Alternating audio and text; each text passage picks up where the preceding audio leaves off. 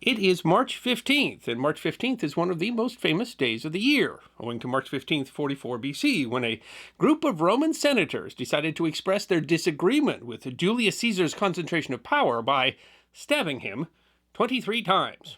And ever since then, the infamous Ides of March has been considered a day of ill omen.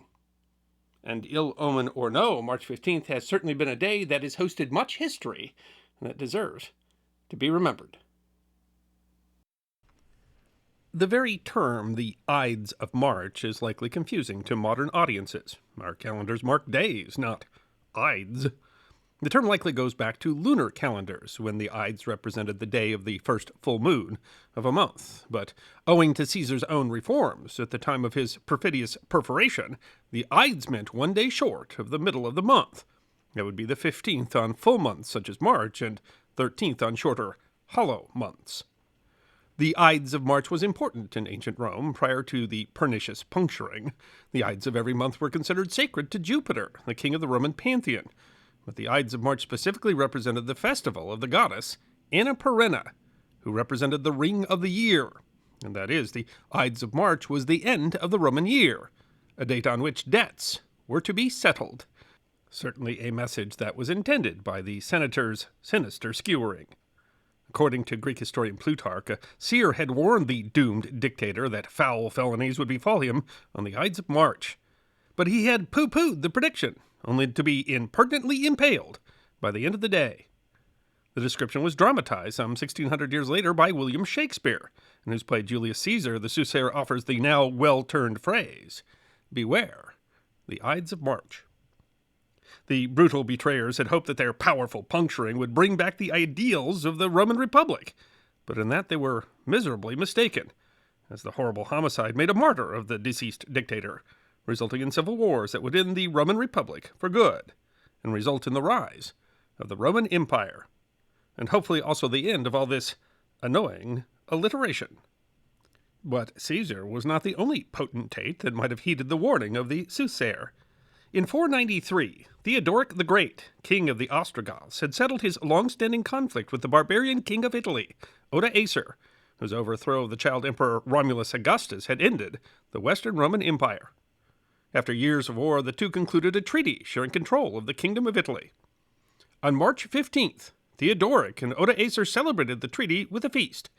After making a toast to Odoacer, Theodoric drew his sword and, according to the 7th century chronicler John of Antioch, struck Odoacer on the collarbone and pierced Odoacer's body through to the lower part of the back.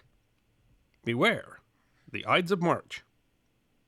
Talat Pasha was the powerful minister of the interior and eventually Grand Vizier of the Ottoman Empire. From his position of power, he was primarily responsible for what is today known as the Armenian Genocide, the systematic destruction of the Ottoman Empire's Armenian Christian minority. When the Ottoman Empire was defeated by the Entente powers in 1918, Talat was deposed and escaped to Germany. In a 1919 trial, he was convicted of war crimes, sentenced to death in absentia. On Tuesday, March 15th, 1921, the Ides of March, Talat left his flat in Berlin, purportedly to purchase a pair of gloves. An Armenian revolutionary named Soghomon Tehlirian, whose family had been killed during the genocide, approached him from behind and killed him with a single shot to the head from a 9mm pistol. Tehlirian was later acquitted at trial. Beware the Ides of March. Nicholas II was the last reigning emperor of Russia. On March 15, 1917, in the face of the February Revolution, Nicholas abdicated his throne in lieu of his brother, Grand Duke Michael. The Grand Duke refused, and the over 300-year reign of the House of Romanov came to an end. Nicholas and his family were placed under house arrest and killed in July 1918. Beware the Ides of March.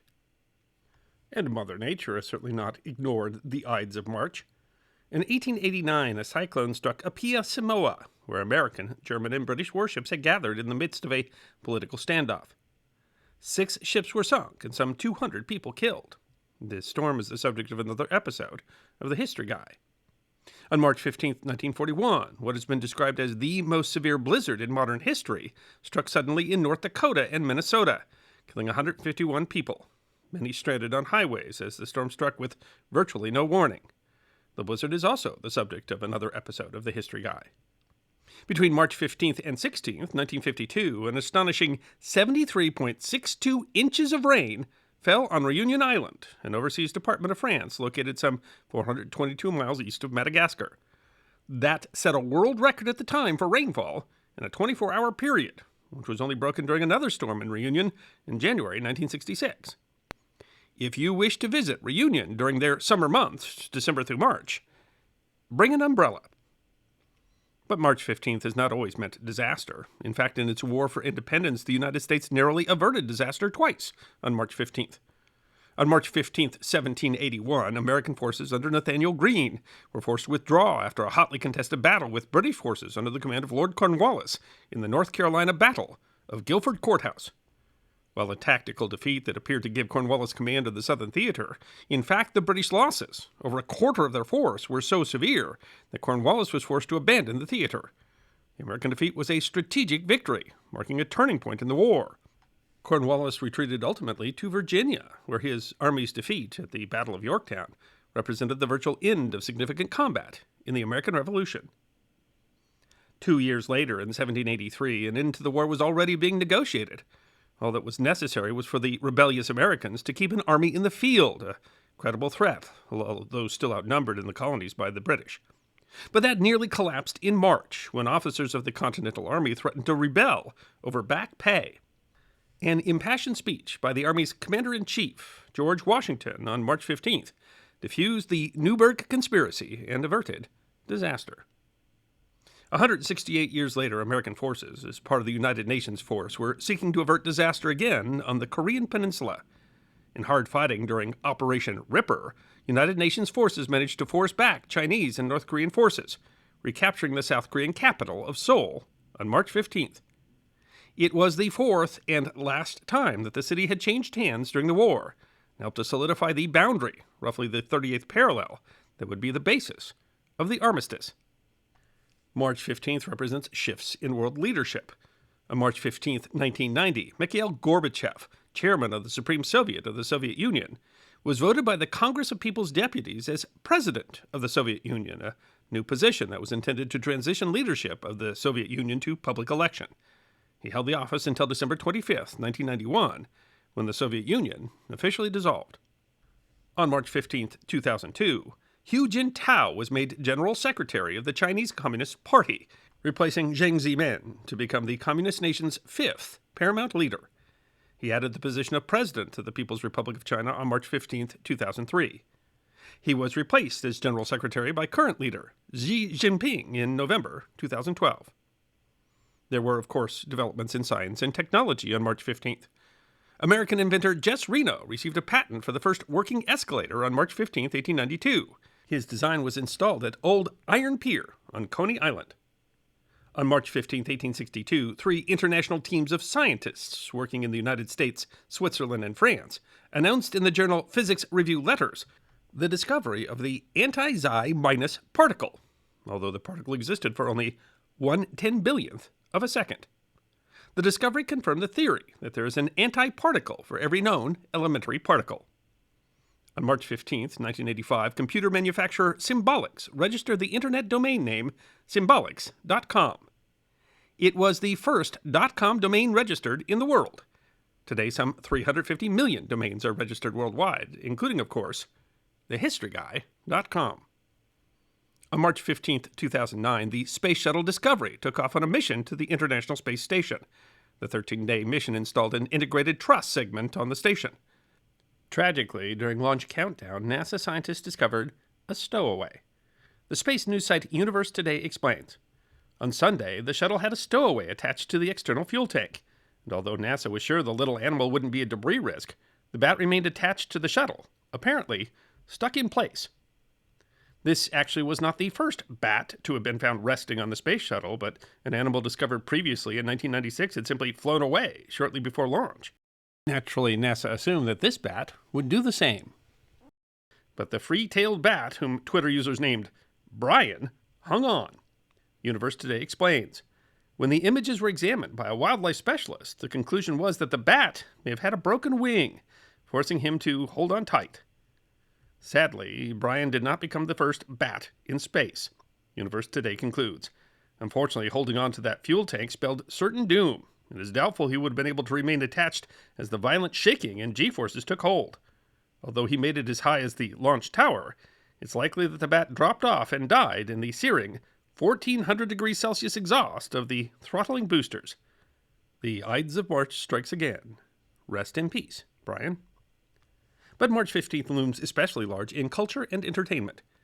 In 1869, the National Association of Baseball Players, although initially established on the principle of amateurism, decided to allow a professional category for the 1869 season. In Cincinnati, the Red Stockings decided to place 10 players under contract for 10 months, from March 15th to November 15th, and thus March 15th, 1869 represents the establishment of the world's first all-professional baseball team. On March 15th, 1956, the musical My Fair Lady, based on the play Pygmalion by George Bernard Shaw, with lyrics by Alan Lerner and music by Frederick Loewe, made its Broadway debut at the Mark Hellinger Theater in Midtown Manhattan. The musical did not close on Broadway until 1962, after 2,717 performances. It was the longest run of any musical on Broadway up to that time. By 1959, it was also the biggest grossing Broadway show up to that time and won 6 Tony Awards. Generally recognized as one of the best Broadway musicals in history, the show also found success in London, has had many revivals, and was made into a motion picture in 1964 that won the Academy Award for Best Picture. Fans of electric guitar got a boost on March 15, 1968, when Life magazine called guitarist Jimi Hendrix the most spectacular guitarist in the world. On March 15, 1977, the situation comedy Three's Company, based on a British sitcom called Man About the House, debuted. The show, about 3 single roommates living in an apartment in Santa Monica, California, quickly became the highest-rated mid-season show ever broadcast on network television, and a top 10 hit for the next 6 seasons. The show, which the website AV Club wrote pushed the boundaries of double entendre, ran for 172 episodes, and was one of the most popular television shows of the late 70s. In 2006, the show was inducted into the Online Film and Television Association Hall of Fame. March is award season for American popular culture, and March 15th figures prominently. While the first Academy Award ceremony presented by the Academy of Motion Picture Arts and Sciences was hosted May 16, 1929, the complete awards assembly was not broadcast live until the 17th awards, on March 15, 1945, from Grauman's Chinese Theater in Hollywood. Hosted on the Blue Radio Network, the 70-minute show was hosted by Bob Hope. The musical comedy Going My Way won the award for Best Picture, with Bing Crosby winning the award for Best Actor in that film, and actress Ingrid Bergman won the award for Best Actress for the psychological thriller Gaslight. The Cleveland-based Rock and Roll Hall of Fame has inducted new members annually since its establishment in 1983, with performers becoming eligible 25 years after the release of their first album. While fans and performers might argue over the importance of being chosen and argue endlessly over performers they think have been snubbed, there is no doubt that the Rock and Roll Hall of Fame recognizes some of the greatest rock and roll musicians of all time. The induction ceremony has been held on March 15th 3 times, 1999, 2004, and 2010, all at New York City's Waldorf Astoria Hotel. Among the performers inducted on March 15th, Billy Joel, Bruce Springsteen, Paul McCartney, Del Shannon, Dusty Springfield, Bob Seger, George Harrison, Prince, ZZ Top, ABBA, and Genesis. And that certainly includes the greater part of my previous vinyl collection. And of course, that is just some of the history that has occurred on March 15th. In 1947, John Wesley Lee Jr., who had been commissioned an ensign in the United States Naval Reserve in 1945, was granted his request to transfer to the regular Navy, where he intended to make a career. Commissioned on March 15th, he became the first African-American to be commissioned as an officer in the regular United States Navy. He retired in 1966 at the rank of commander. And the Ides of March 2018 claimed yet another victim as venerable retailer Toys R Us, which had been losing money against competition from Walmart and Amazon, was granted permission by a bankruptcy court to liquidate its stores. All the stores for Toys R Us, which had been in operation for more than 70 years, were closed by the end of June. But in this case, the curse was only temporary, since Toys R Us has emerged from bankruptcy and is now once again opening stores. So beware the Ides of March, which has hosted so much history. I hope you enjoyed watching this episode of The History Guy, and if you did, please feel free to like and subscribe and share The History Guy with your friends.